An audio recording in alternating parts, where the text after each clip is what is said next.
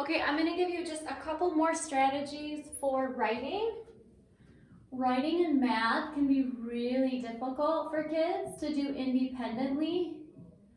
Writing is such a multi-step process, and it's kind of a collaborative process, really. Even in Writer's Workshop in schools, there's a lot of peer conferencing and teacher conferencing. So we definitely want to apply as much as possible to make things less frustrational. I notice a lot of writing tasks are coming through from teachers remotely. I think that it's easy to do that for them. They're able to kind of assign it, and they can kind of, be checking responses. So if your student has difficulty with either physically writing on paper or even typing, like if they're anxious about writing, something you can do to make it easier is something I kind of play with students where I say, I'll be your secretary.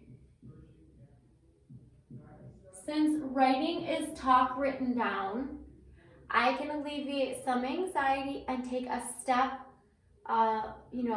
forward in the writing process while peeling off a little bit of layer for that student by offering to have them dictate to me.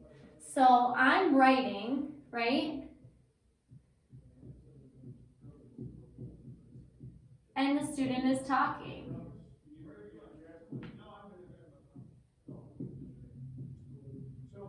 You can ask your student to tell you where the punctuation goes, where the capital letters go. They're still responsible. You're just a hand. Another way to do this is voice dictation. I'm a little bit old school. I'm not trying to bail somebody out. I'm just trying to give them a positive experience with their thoughts before they hit their frustration threshold. So some students are just so perfectionist. If they can't spell it correctly or they're not sure what, where the period or the comma goes, they'll literally just give up. And so this is the kind of student that this is helpful for. You're giving them an opportunity to get their thoughts out without the pressure of it needing to be perfect. They're also having an experience of an audience right there with you, or remotely through a dictation app. Once that is done, the part of the secretary game is then the student copies it, okay?